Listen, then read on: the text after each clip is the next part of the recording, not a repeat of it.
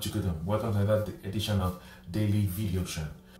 Alright, so today we'll be looking at 1 Samuel chapter 3.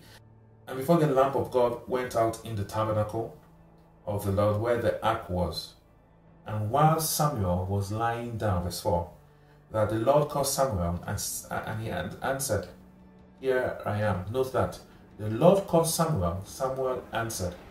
But did he really answer the call, knowing who called him? We're about to find that out. The next verse, the Bible says he ran to Eli and said, "Here I am, for you called me." And he said, "I did not call you. Lie down again." And he went and lay down. You know, this happened 3 times. After the 3rd time, there's something Eli said to him. Eli now told him something. Verse 8, and the Lord called Samuel again the 3rd time, and he rose, went to Eli and said, "Here am I, for you did call me." The Bible now said, then Eli perceived that the Lord had called the boy. Then Eli said to Samuel, "Go, lie down, and it shall be, if he calls you, that you must say, 'Speak, Lord, for your servant hears.'" So Samuel went and laid down in his place. Now the Lord came, stood, and called as at other times, "Samuel, Samuel." And Samuel answered, "Speak, for your servant hears." And you know the whole story, what God said to him. But what I want to point out today is that Samuel heard the Lord calling him, but he assumed it was Eli calling him.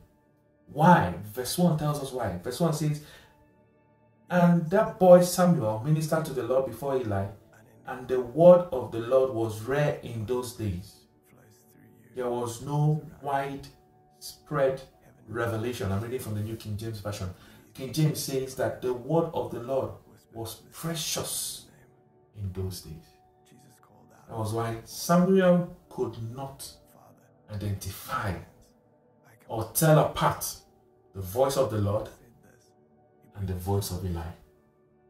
So today's devotion is the word of the Lord rare in your life? We are New Testament saints today. God lives on our inside. God does not live on top of the ark like he used to in the Old Testament. He lives on our inside. But you find that a lot of Christians nowadays are not accustomed to the voice of the Lord. Rather, they are accustomed to the voice of their pastor or the voice of their prophet. Now, I've had people come to me. They say, "Pastor, give me a word."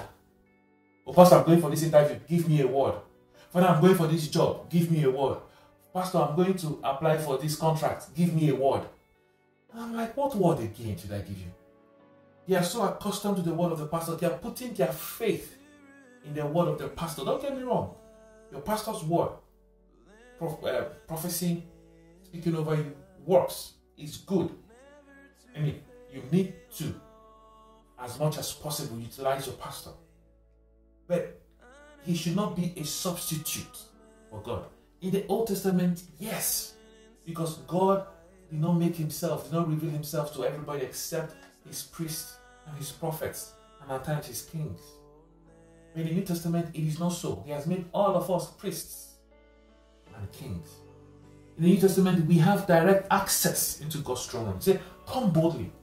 In the New Testament, the Bible says in Romans chapter 8, verse 16, verse 14, that there is a spirit that beareth witness within us that we are the sons of God. He whispers on our inside. He speaks to us always. The same way there is CNN here, but I'm not watching because I don't have the equipment and I'm not tuned in. But for us, we have the equipment to receive the waves from heaven.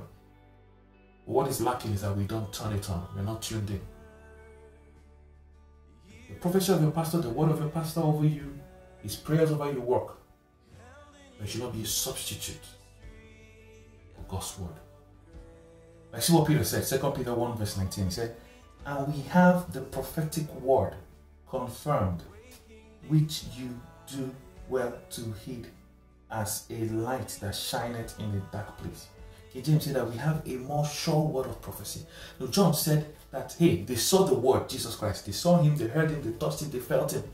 But nothing is more authentic than the written word. The written word. Dreams, visions, all that. Good. God also uses it. You see the written word. So I always tell them, what has the word said about this situation, about your healing, about your job, about your promotion, about this, that, that, that? Hold on to that word. Then I'll stand with you in faith.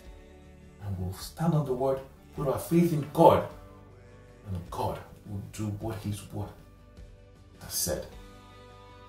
I want you to go with this today. Let God's word be precious to you. Don't make the word rare in your life. Always take our time to study it, and your life will not remain the same. I'm going to pray for you now. Father, bless the listener. Grant them their heart desires. I ask that everything they've longed and believed you for, find them. Let angels walk behind the scenes. That one listening right now that is sick, I command that sickness to leave your body right now. Let the Zoe life of God flow through your veins and your blood vessels. Let strength and healing be deposited in your life. In the name of Jesus. Amen. Go and prosper. See you next week. God bless you. Please remember to subscribe to his YouTube channel at Saint Vlog. Follow him on Facebook at Chukwudum. Follow him on Twitter at Chukwudum. Follow him on Instagram at Saint T. Subscribe on his blog www.saint.tips with an S to receive the daily devotional and bullet words sent to your email daily.